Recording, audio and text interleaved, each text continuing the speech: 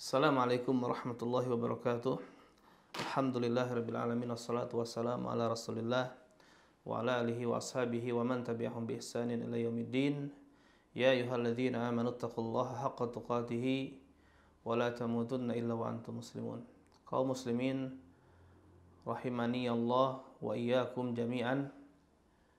Insyaallah pada kesempatan ini kita akan memasuki halaqah ketiga dari penjelasan kitab Durusul Muhimmah atau Ad-Durusul Muhimmah li Amatil Ummah, di mana pada halaqah atau pertemuan kedua di sana dijelaskan tentang bahwasanya kaum muslimin wajib mempelajari surat Al-Fatihah. Nah, kemudian Syekh bin Baz rahimahullahu taala memberikan masukan bahwasanya di samping surat Al-Fatihah yang harus dipelajari, beliau menganjurkan untuk mempelajari surat-surat pendek dari Az-Zalzalah sampai surat An-Nas. Demikian juga beliau memberikan atau menjelaskan metode baik mengajar atau mempelajari surat-surat tersebut, yaitu dengan cara ditalqinkan, artinya seorang qari membacakan kepada murid-muridnya dengan bacaan yang benar, kemudian murid-muridnya mengikuti bacaan tersebut. Setelah itu baru memperbaiki atau tashih, memperbaiki bacaan. Setelah itu baru menghafal, kemudian terakhir memberikan penjelasan terhadap makna-makna yang harus dipahami dari surat-surat tersebut. Nah, selanjutnya berkata pensyarah kitab ini, yaitu Syekh Abdul Razak bin Abdul Muhsin Al-Abad Al-Badr hafizahullahu taala, kata beliau, wa itmaman lil faidah wa aliku ta'liqan yasiran bi bayani syai'in min ma'ani hadhihi suwar allati dzakaraha rahimahullah, bad'an min suratil Fatihah thumma zalzalah ila suratin Nas bayanan mukhtasaran wa tafsiran mujazan.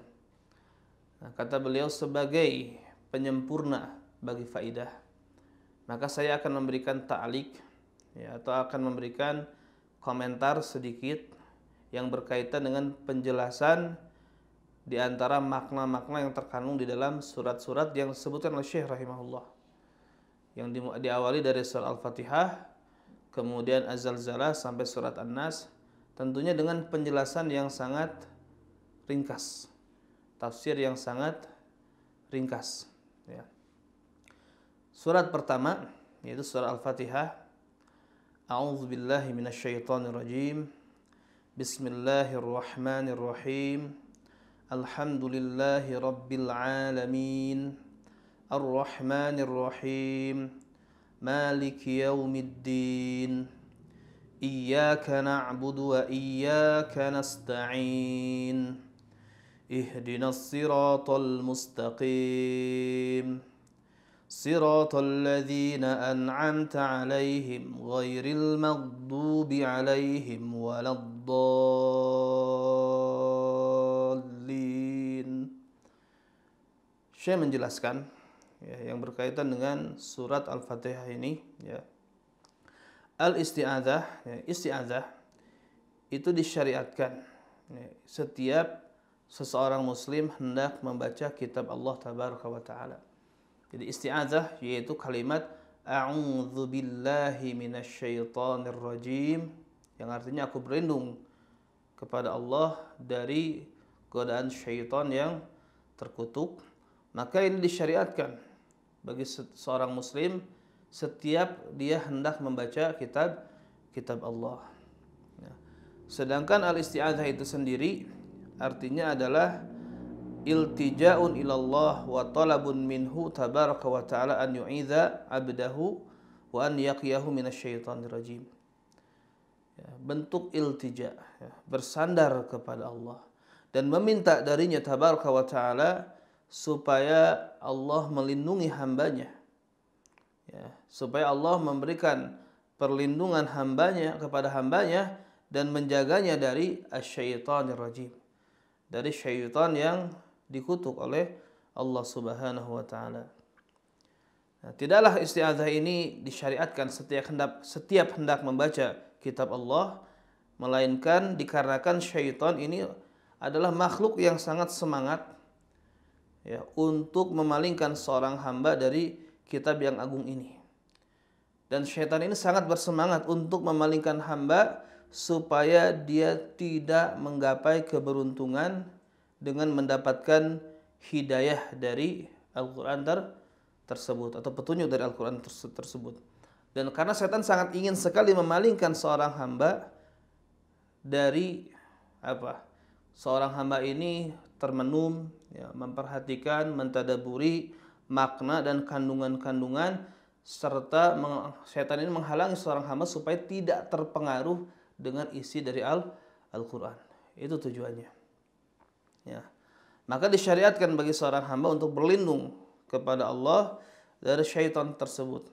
Nah, sehingga ketika dia membaca kitab Allah Tabaraka wa Ta'ala, maka bacaannya adalah bacaan yang selamat dari waswas, ya, selamat dari waswas syaitan dan selamat dari gangguan syaitan. Dan dia dijaga dengan penjagaan Allah Subhanahu wa Ta'ala. Sedangkan syaitan ini adalah suatu makhluk ya, yang dia sangat membangkang, ya, sangat sombong, membangkang, sesat dan menyesatkan hamba-hamba Allah dan menghalangi mereka dari ketaatan kepada Allah Tabaraka wa Ta'ala. Sedangkan makna ar-rajim adalah yang terusir dan dijauhkan dan dilaknat, ya, yang dimana Allah Subhanahu wa Ta'ala menjauhkan syaitan tersebut dari rahmatnya. Nah, maka dikarenakan syaitan ini merupakan makhluk yang dijauhkan dari rahmat Allah, maka dia pun ingin menjauhkan hamba-hamba Allah daripadanya, ingin menjauhkan hamba-hamba Allah dari rahmat Allah. Maka seorang hamba ya fatalaba minal abdi an yasta'idza billahi min hadha syaitan al-ati al-mutamarrid. Nah, maka Allah Subhanahu wa Ta'ala meminta atau memerintahkan seorang hamba untuk berlindung kepadanya, kepada Allah, dari syaitan yang sangat sombong dan sangat ingkar terhadap Allah Subhanahu wa Ta'ala, sangat membangkang, ya, di mana syaitan ini yang senantiasa dia beramal atau berusaha untuk memalingkan manusia dari ketaatan kepada Allah, dari beribadah kepada Allah, dan memalingkan manusia dari keberuntungan mendapatkan rahmat Allah Jalla fi'ulahu. Maka kita diperintahkan oleh Allah Subhanahu wa Ta'ala untuk berlindung kepadanya dari kejahatan syaitan tersebut. Nah, kemudian bismillahirrahmanirrahim. Kata beliau, basmalah ini merupakan salah satu ayat dari kitab Allah Azza wa Jalla, yang dimana basmalah ini senantiasa ada di awal membaca setiap surat. Jadi setiap surat itu diawali dengan basmalah. Jika kita hendak membaca setiap surat, maka diawali dengan basmalah. Nah, kecuali surat Baroah atau kecuali surat At-Taubah, maka surat At-Taubah tidak diawali dengan basmalah. Dan basmalah ini merupakan kalimat yang mengandung arti memohon pertolongan kepada Allah Tabaraka wa Ta'ala. Dan makna memulainya bacaan dengan basmalah artinya apa? Barang siapa yang membaca kitab Allah, maka dia memulai tilawahnya dengan basmalah, artinya dia memulai tilawah tersebut dengan memohon pertolongan kepada Allah Subhanahu wa Ta'ala. Dikarenakan huruf ba pada kalimat bismillah itu mengandung arti ba'ul isti'anah, ya, ba yang mengandung arti memohon pertolongan, ya. Demikian juga mutabarikan bidzikri ismihi. Nah, maka ketika seseorang hamba membaca basmalah sebelum membaca Al-Quran, maka tadi dia memohon pertolongan kepada Allah dan mencari keberkahan dengan menyebut nama Allah Tabaraka wa Ta'ala. Nah, sedangkan lafaz Allah ini merupakan nama bagi Allah, ya, dan maknanya adalah dzul uluhiyah wal ubudiyah ala khalqihi ajma'in. Maknanya adalah yang memiliki sifat ilahiyah dan yang memiliki ubudiyah atas makhluknya seluruhnya. Jadi atas seluruh makhluk. Maksudnya apa? Seluruh makhluk, ya, wajib beribadah kepada Allah. Dan Allah hak untuk diibadahi. Dan nama ini menunjukkan kepada uluhiyah Allah. Dan ini merupakan sifat-sifat kesempurnaan dan keagungan serta kemuliaan yang dengan sifat tersebut Allah berhak untuk dituhankan. Allah berhak untuk diibadahi. Dan karena nama-nama atau karena sifat-sifat yang sempurna tersebut, maka Allah berhak seorang hamba menghinakan diri kepadanya. Ya. Jalla fi'ulahu.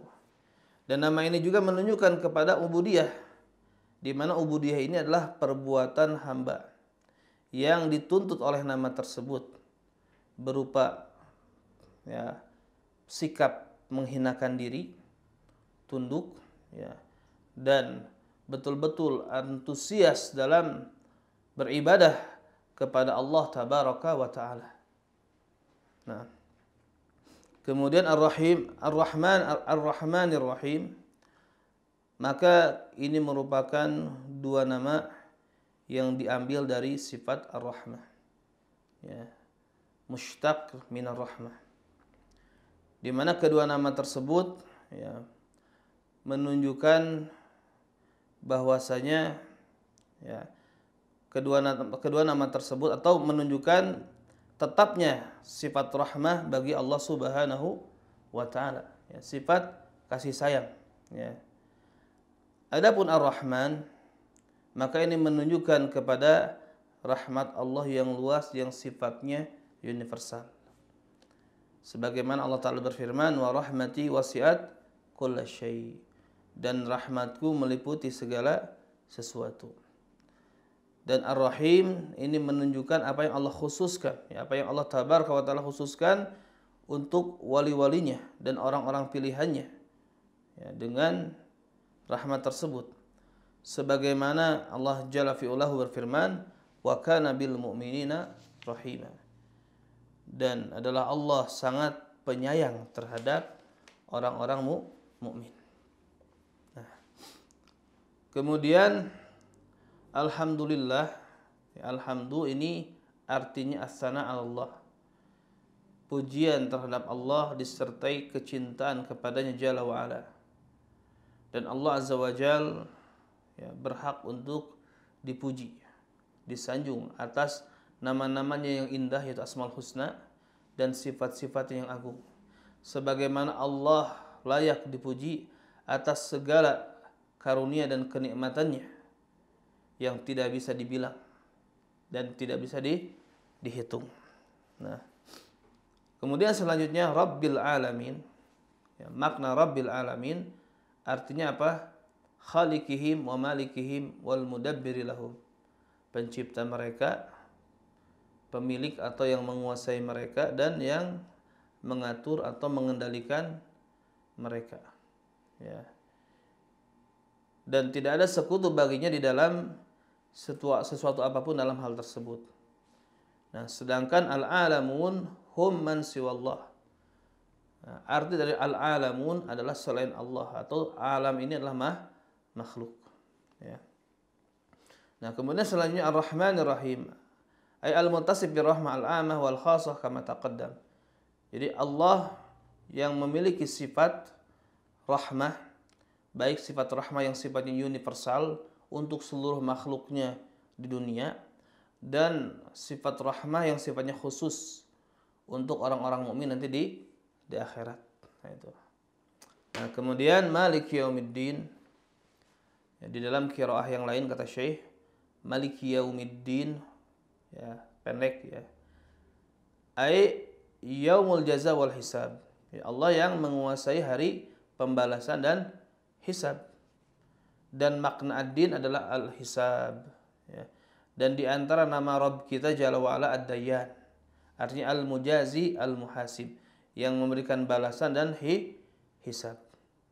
Maka dalam ayat ini terdapat pelajaran, ya, yaitu apa? Rasa takut kepada Allah Tabaraka wa Ta'ala. Ya, ayat ini memberikan pelajaran kepada kita supaya kita ini takut kepada Allah Tabaraka wa Ta'ala. Takut dalam menghadapi perjumpaan dengannya dan berdiri di hadapannya, di mana kita nanti mempertanggungjawabkan setiap amal yang kita lakukan. Ya. Sebagaimana Allah Jalla wa Ala berfirman, "Wa ma adraka ma yaumuddin." Thumma ma adraka ma yaumuddin. Yauma la tamliku nafsun li nafsin syai'a wal amru yauma idzil lillah. Tahukah kamu apa itu yaumuddin, hari ad-din? Kemudian tahukah kamu apa itu hari ad-din? Ya, hari pembalasan. Yaitu di mana yauma la tamliku nafsun li nafsin syai'a. Hari di mana seseorang atau suatu jiwa, ya, tidak berkuasa atas jiwa yang lain sedikit pun. Wal amru yauma idzilillah, dan segala urusan di hari tersebut hanyalah milik Allah Subhanahu wa Ta'ala. Nah, kemudian selanjutnya iyyaka na'budu wa iyyaka nasta'in. Iyyaka na'budu wa iyyaka nasta'in. Hanya kepadamu ya Allah kami beribadah dan hanya kepadamu kami memohon pertolongan. Maka di dalam ayat ini terdapat pelajaran tentang ikhlasul ibadah wal isti'anah. Mengikhlaskan ibadah dan isti'anah, memurnikan ibadah dan al-isti'anah. Nah, sehingga makna dari ayat iyyaka na'bud ay akhlusu laka ibadati, aku ikhlaskan ibadahku hanya kepadamu ya Allah. Fala a'budu ghairaka, sehingga aku tidak beribadah kepada selainmu. Wa iyyaka nasta'in, dan hanya kepadamu kami memohon pertolongan. Maksudnya adalah akhlusu isti'anati bik, aku memurnikan isti'anahku hanya denganmu. Fala asta'inu bi ahadin siwak, sehingga aku tidak beristi'anah dengan seorang pun selainmu. Nah, maka di dalam firman Allah iyyaka na'budu, ini bara'atun minasyirki, ini sebagai bentuk bara'ah, berlepas diri dari syirik. Dan di dalam kalimat iyyaka nasta'in, ini merupakan bara'atun minal haul wal quwwah. Artinya kita mengakui bahwasanya kita ini tidak memiliki daya dan upaya kecuali dari Allah Subhanahu wa Ta'ala. Nah, maka iyyaka na'bud atau iyyaka na'budu ini merupakan realisasi dari la ilaha illallah.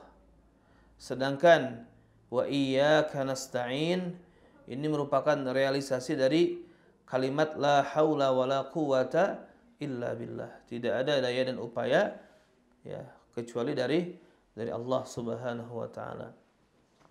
Kemudian iyyaka na'budu ini juga di dalamnya terkandung apa? Al-khulus minasyirki wariya. Ya, kita membersihkan diri dari syirik dan riya. Wa iyyaka nasta'in, maka ini memurnikan atau mensterilkan dari ujub dan kesombongan. Nah, kemudian selanjutnya ihdinas siratal mustaqim. Ya Allah, tunjukilah kami jalan yang lurus. Artinya tunjukkanlah, berikanlah taufik kepada kami ya Allah untuk meniti jalan yang lurus dan mengikutinya. Allah Ta'ala berfirman, wa anna hadza sirati mustaqiman fattabi'uh, dan sesungguhnya ini adalah jalanku yang lurus, maka ikutilah jalan tersebut. Wa la tattabi'us subula fatafarraqa bikum an sabilih, dan janganlah kalian mengikuti jalan-jalan yang lain yang memecah belah kalian dari jalannya. Dan yang dimaksud dengan jalan yang lurus adalah wa huwa dinullah alladzi radiyahu li ibadihi, yaitu agama Allah yang Allah ridha. Agama tersebut dipegang untuk hamba-hambanya. Dan Allah tidak ridha agama selain daripadanya untuk mereka, yaitu untuk hamba-hambanya. Dan yang maksud agama ini adalah Islam. Nah, kemudian yang dimaksud dengan siratal mustaqim dalam ayat ini, siratal ladzina an'amta alaihim, yaitu jalan orang-orang yang telah engkau karuniakan kepada mereka kenikmatan.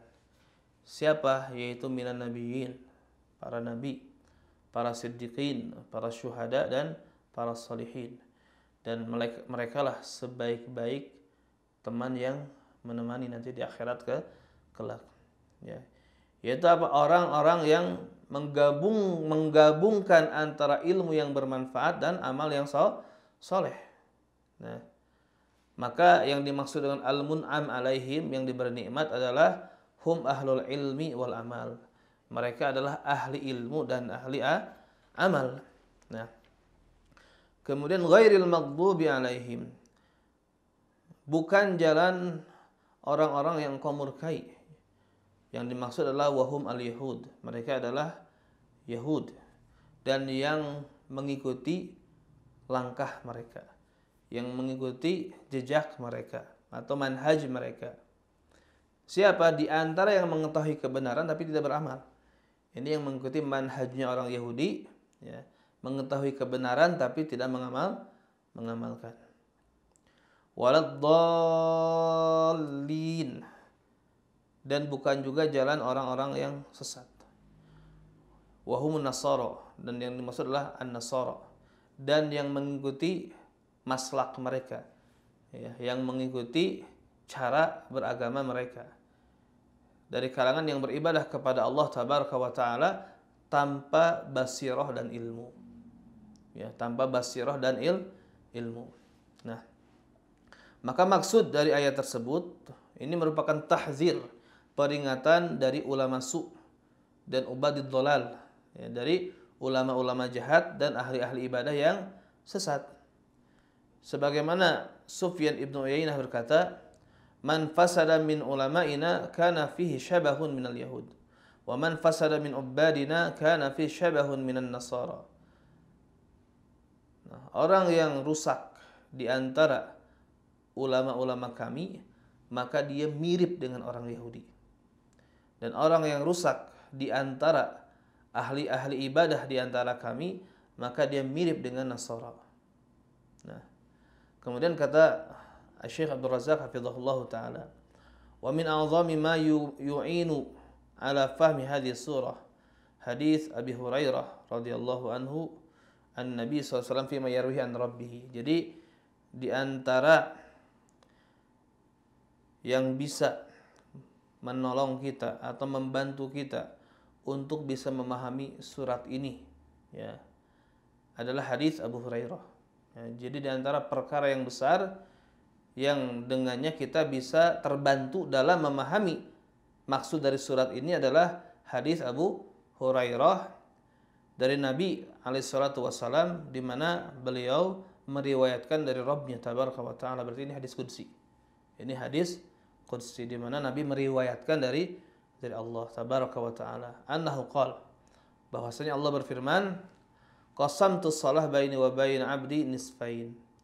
Aku bagi salat antara diriku dan hambaku menjadi dua bagian. Wali 'abdi ma sa'al, dan hambaku akan mendapatkan apa yang dia pinta. Fa idza qala al-'abdu, maka apabila seorang hamba membaca alhamdulillahi rabbil alamin, ya, segala puji bagi Allah Rabbul Alamin. Qala Allah Ta'ala, Allah berfirman, hamadani abdi, hambaku telah memujiku. Nah, wa idza qala, kalau dia mengucapkan ar-Rahmanir Rahim, yang Maha Pengasih lagi Maha Penyayang, Allah Ta'ala menjawab atau berfirman, athna alayya abdi, hambaku menyanjungku. Nah, hambaku menyanjungku. Kemudian apabila hamba membaca Maliki Yaumiddin, maka Allah menjawab Majjadani abdi, hambaku mengagungkanku. Fa idza qala, apabila dia membaca Iyyaka na'budu wa iyyaka nasta'in, hanya kepadamu kami beribadah dan hanya kepadamu kami memohon pertolongan, maka Allah berfirman, hadza baini wa baina abdi, ini antara diriku dan hambaku. Wali abdi masal, dan bagi hambaku apa yang dia pinta.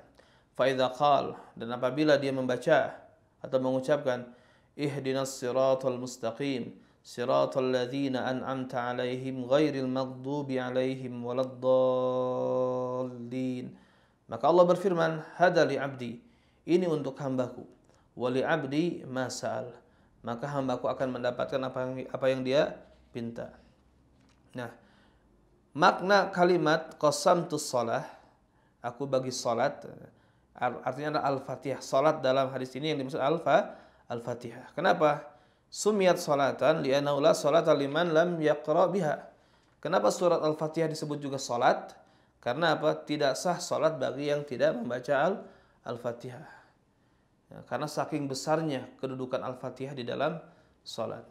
Nah, wa ma'na qasmiha baina rabb wal 'abd, dan makna membagi surat tersebut antara Rabb dan hamba adalah ayat salas ayatin wa nisf min hali Rabb. Ya. 3 ayat setengah darinya untuk Rabb, untuk Allah. Wahya awaluha, yaitu dari awal. Wa salasu ayat wa nisf lil 'abd. Ya, dan 3 ayat setengah untuk hamba, yaitu akhir. Yaitu 3 ayat terakhir. Nah, fa awaluha sana'un 'ala Allah. Maka yang pertama merupakan sana, pujian terhadap Allah. Wa akhiruha, dan yang akhirnya adalah du'aun lil 'abdi, doa untuk seorang hamba. Artinya doa seorang hamba, dia berdoa kepada Allah. Nah, wa hiya tusamma ummul Qur'an, dan Al-Fatihah ini disebut juga dengan Ummul Qur'an. Kenapa? Li'annaha hawat ijmalan ma hawahul Qur'an tafsilan. Dikarenakan Al-Fatihah ini menghimpun secara global apa yang dihimpun oleh Al-Qur'an secara rinci. Jadi isi Al-Qur'an seluruhnya kembali kepada makna surat Al-Fatihah. Wa hiya mali'atun bidurus wal ibar. Dan surat ini penuh dengan pelajaran-pelajaran, penuh dengan ibrah-ibrah.